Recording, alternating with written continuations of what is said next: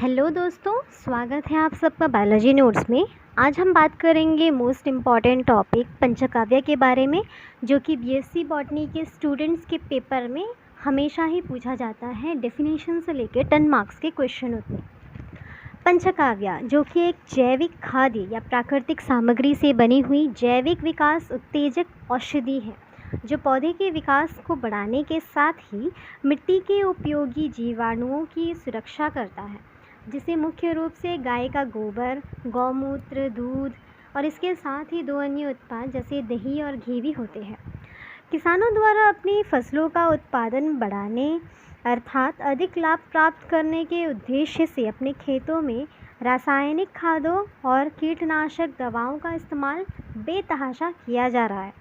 आज कई राज्यों में हालात इतने ख़राब हो गए हैं कि खेतों में बिना रासायनिक खाद जैसे कि केमिकल फर्टिलाइज़र डाले गेहूँ, बाजरा आदि फसलों का उत्पादन करना संभव नहीं। तो चलिए आगे वीडियो में बढ़ते हैं। यहाँ पे हम बात करेंगे कि इसका जो प्रिपरेशन हम कैसे कर सकते हैं। Panchakavya, an organic compound or product, has the potential to play the role of promoting growth and providing immunity in plant system। जैसे कि मैंने कहा कि ये क्या है, ग्रोथ को प्रमोट करता है, इम्यून सिस्टम को बेटर करता है प्लांट में।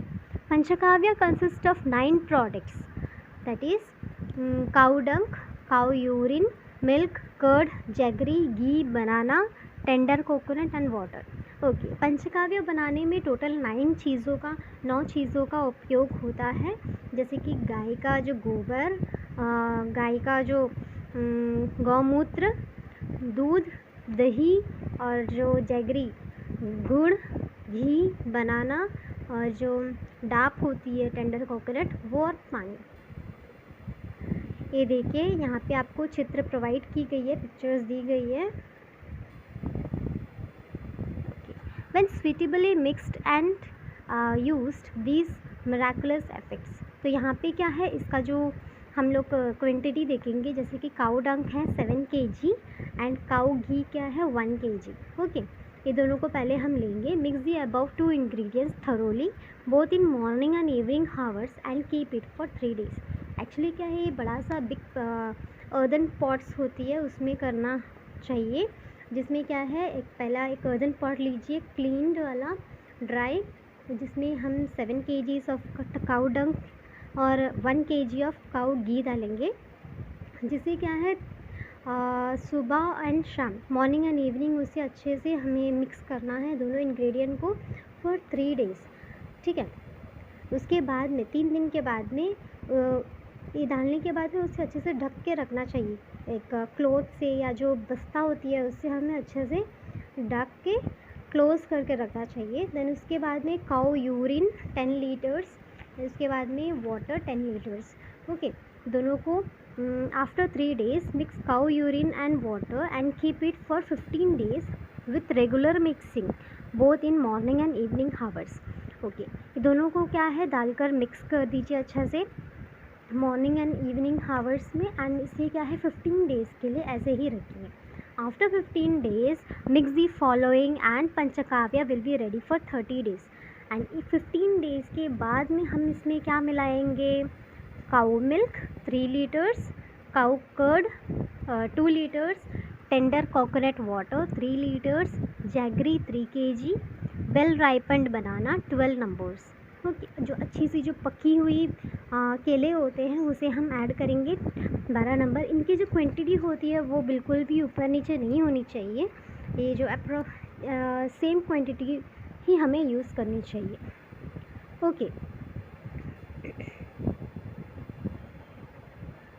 ओके, ये क्या है 15 days के बाद में क्या होगा, 30 days के जो 30 days के बाद में ये पंचकाव्य एकदम से रेडी हो जाएगी। ओके, तो अभी हम लोग क्या है प्रिपरेशन की तरफ जाएंगे, preparation in a detailed manner. पहले क्या है, all the above items can be added to a wide mouthed mud pot, concrete tank और plastic can as per the above order. Okay, जैसे कि हम लोग क्या है अर्दन पॉट्स में कर सकते हैं, या तो जो कंक्रीट किया हुआ टैंक, या तो फिर बड़ा सा प्लास्टिक कैन में कर सकते हैं। The container should be kept open under shade. The container is to be stirred twice a day both in morning and evening. तो जो कंटेनर जो होती है उसे शेड में रखनी चाहिए, धूप में नहीं रखनी चाहिए, एंड मॉर्निंग एंड इवनिंग में से स्टिर करनी, मिलाते रहनी चाहिए। The panchagavya stock solution will be ready after 30 days. तो जैसे मैंने पिछले स्लाइड्स में बताई थी उसी क्रमानुसार आप अगर डालेंगे और मिक्सिंग करते रहेंगे तो क्या है after 30 days, almost after 30 days क्या है ये पूरा पंचकाव्य रेडी हो जाएगी। Care should be taken not to mix buffalo products. इसमें सिर्फ क्या है, सिर्फ गौमूत्र गौ के ही चीज़ों का उपयोग करनी चाहिए, न कि बफेलो के दूध दही वैसा उन चीज़ों का उपयोग नहीं करनी चाहिए। The products of local breeds of cow is set to have potency then toxic breeds. Okay, जो लोकल ब्रीड के काउ होते हैं उसमें क्या है, पोटेंसी माना जाता है, इसीलिए क्या है हम लोग टॉक्सिक ब्रीड्स का यूज़ नहीं करते, बफेलोज का यूज़ नहीं करते। It should be kept in the shade and covered with a wire mesh or plastic mosquito net to prevent house flies from laying eggs and the formation of maggots in the solution. Okay, जो pot होती है, जो सारी सामग्री जो starting में जो हम लोग सामग्री डाल के देन उससे छोड़ देते हैं 2-3 दिन के लिए, तो उस समय क्या होती है उस पॉट को हम लोग शेड में रखना चाहिए अच्छा से। जो वायर मैश क्लॉथ होती है ना वो, या तो फिर जो बस्ता या कुछ अच्छा जो कॉटन